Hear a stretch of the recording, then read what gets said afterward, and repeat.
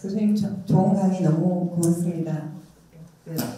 교수님 방금 말씀 중에 외교는 만국에 가깝다고 했는데 사실 저는 그 외교 관계에 대해서 좀 여쭤보고 싶습니다.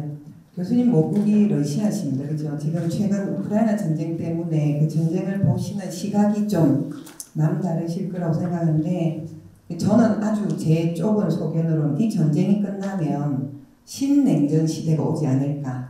예, 그렇게 생각했을 때에 만약에 러시아, 중국 그리고 북한, 우리, 미국, 일본 이렇게 뭉쳐 이제 대립을 할 때에 또 한반도가 우리 남쪽이 고래 싸움에 끼어 있는 새우가 될 법한 그런 상황인데 이 상황을 극복하기 위한 가장 좋은 방안, 우리가 뭘 해야 되는지 그런 게 사실 걱정이기도 하거든요. 그래서 거기에 대한 얘기를 좀 듣고 싶습니다. 예, 저 그럼 숟가락만 좀 얹겠습니다. 그 교수님 쓰신 글에 보면 지금의 전쟁이 국지전이 아니고 세계 전쟁이다라는 이야기를 하셨는데 이것도 좀 얹어서 다시 답변해 주시면 좋겠습니다. 네, 뭐 저는 글쎄 저한테는 뭐 우크라이나 사태는 기본 돈족 산전이라 할까 이제 그런 측면도 좀 있습니다. 사실 제 어머니는 우크라이나 출신입니다. 그러니까 그 루한스크 지역 출신입니다. 그러니까 제가 어떻게 보면 제 어머니 고향이 지금 거의 환대화다. 그러니까 전쟁이 되고 환대화가 되어버렸습니다. 그러니까 그 대단히 아프게 받아들이고 있고요. 저는 러시아가 불법 침략한 거는 분명한 사실이라고 생각합니다. 근데 이제 불법 침략은 분명한 사실인데 우리가 좀 더 큰 구도에서 보자면은 이거는 결국에는 미국의 패권 주기 말기의 하나의 현상이 아닌가 이렇게 생각해 볼 수는 있습니다.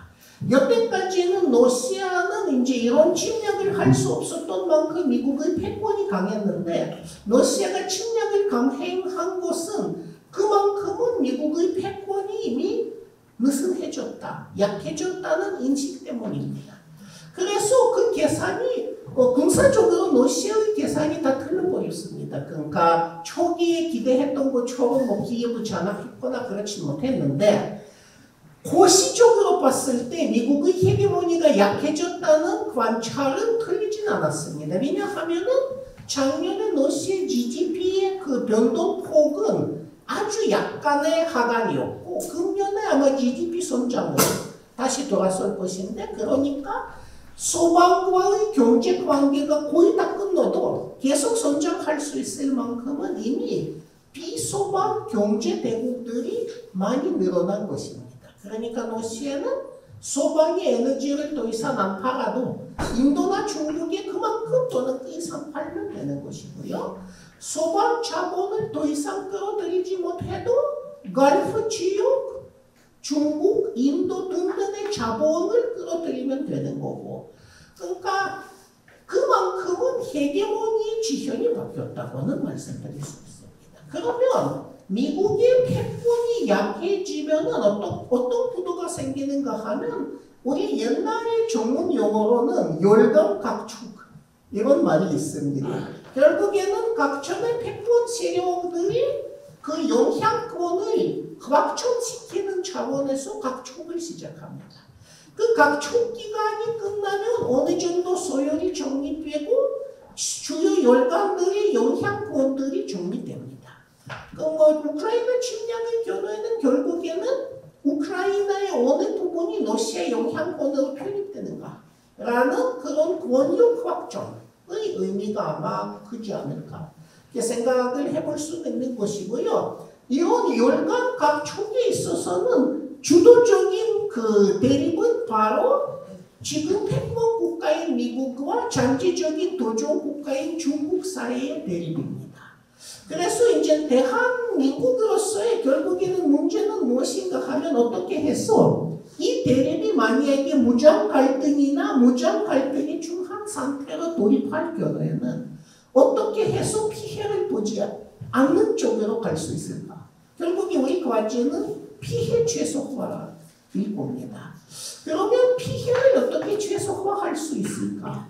지금은 집권 세력들이 구상하는 것은 피해 최소화하기 위해서는 그냥 한쪽에 완전히 일체화. 그래서 그 우산하는 들어가면은 피해 없을 거다. 이런 식의 구상인데 그거는 아마도 틀린 구상입니다. 사실은 한국이 이제 전략 자산 중에 하나는 그 비대화된 육군입니다. 한국만큼은 커다란 육군 가진 그 미국의 우방 국가는 이 지역이 없습니다. 일본에도 이만큼 큰 육군이 없습니다. 그래서 비상 상태가 생기는 경우에는 사실은 또 한국 육군의 파견을 요청한다든가 이제 그런 일이 생길 수가 있는 거고 한국으로서는 그거는 최악 중에 최악의 상황이 오는 것입니다. 그런 요청은 거절하기도 힘들고 또 그런 요청을 받아들일 수도 없고 이런 상황이기 때문입니다. 그러니까 제 생각에는 저는 지금 이제 미국, 일본과의 일체화 전략이 원천적으로 틀린 거라고 좀 생각하고요. 한국으로서는 이산적인 전략이 아마도 독일이나 프랑스와 같은 노선이 아닌가 싶습니다. 그러니까 미국과의 관계를 유지하되 그 대신 지금은 여러분들이 보셨겠지만 독일 정상이요 프랑스 정상도 북경을 방문하고 또는 프랑스 정상 같은 경우에는 대중국 정책에 있어서는 프랑스 내지 유럽이 미국의 신하가 아니다. 이런 선언까지 했습니다.